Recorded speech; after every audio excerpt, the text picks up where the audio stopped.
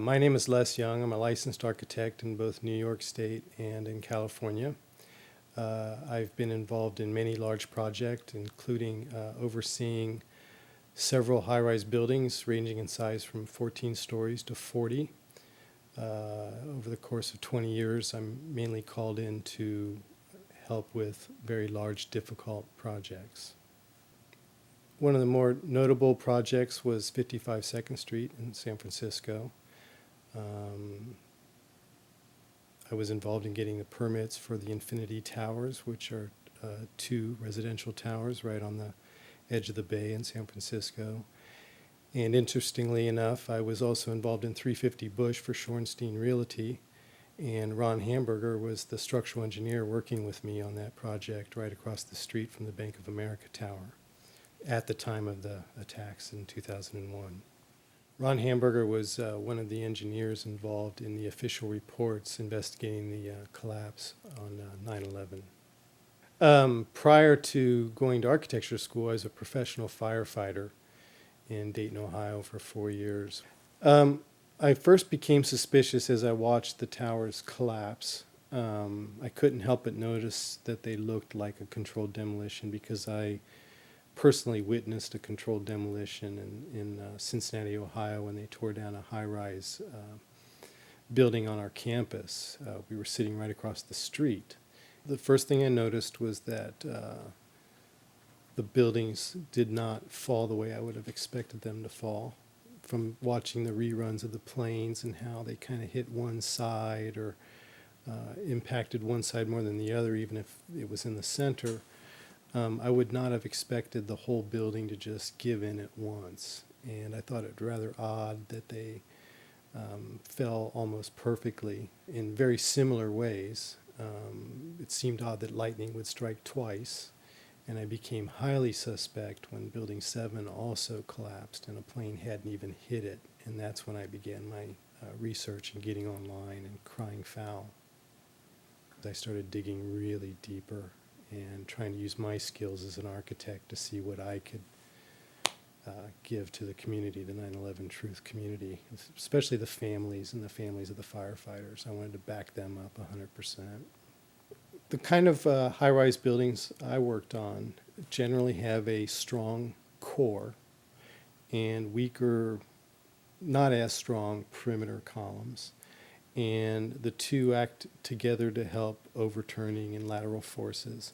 So I do know that the World Trade Center, because of its height, had an extremely strong core of, I believe, 47 massive columns in the center, surrounded by these perimeter columns.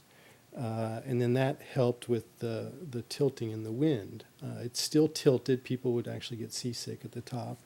I've never been to the top, but I've spent a lot of time at the bottom, so I've seen them up close. And it, again, when I watched them fall, I could not see how those massive, very thick columns could just snap like that. I would have expected them to, most of them to stay intact with the floors collapsing around them. And what we should have had was a bunch of floors pancaked at the bottom with these spikes sticking out. But the fact that it was all reduced to rubble and powder just did not make sense at all. And the way the beams and the window mullions and things went up and out, that kind of stuff can't happen with just pure air pressure of floors getting sandwiched together.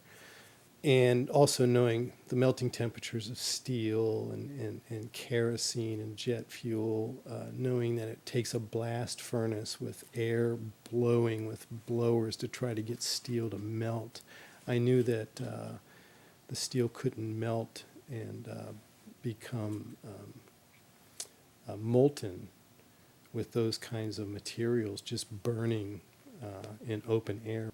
Just a lot of things didn't make sense. When the upper portion of the North Tower was destroyed and began to come down, I thought that given the way the planes hit the building, one side would have given away first and it just would have fallen off or fallen over at a steep angle. But the way the whole thing just gave way at once and started to plummet down without slowing down as it went down. Again, just like the controlled demolition I witnessed personally, it just was going so rapidly down, it just didn't add up the way the whole thing sort of pile drove itself into the ground and all at near free fall speed. The impact of the floors pancaking upon themselves would create gushes of air out the side, but not the kind of explosive force that we saw that would throw I-beams across the street into the windows of other buildings. When the South Tower was destroyed, at first it looked like it was going to land in the street or take a building out next to it, and then all of a sudden it disappears in this huge cloud of smoke, which didn't seem to make sense at the time as to how the whole thing could just sort of cave in on itself and disappear into a pile of rubble like that so completely without anything sticking up, left over, the building falling sideways. And again, this explosive force that was blowing debris across the street. I would not have expected from just the floors pancaking and the gushing air pushing heavy steel up and out against gravity. As odd as the North and South Towers were to me and seemed suspicious, and I watched with disbelief, when I watched Building 7 collapse, it basically left no doubt in my mind that something was wrong. Building 7 had not been hit by a plane. There were a few small fires, but the fact that it fell in on itself in just 6 seconds in a classic controlled demolition fashion left no doubt in my mind that something was wrong. And the fact that no one was talking about that, to me it was obvious that there was some controlled demolition and some explosions involved. But I would have thought that it would be obvious and that they would be bringing this up and looking into it and investigating the explosions and the way that these buildings fell.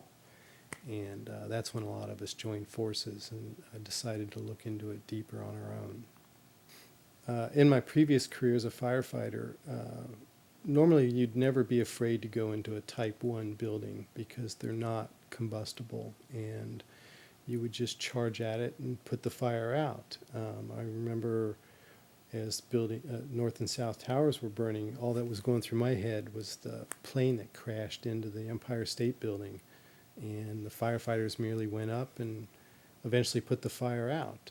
We've all seen news clips of high-rise buildings burning in South America and in Spain, and eventually the firefighters were able to put them out, and just a few floors were burnt.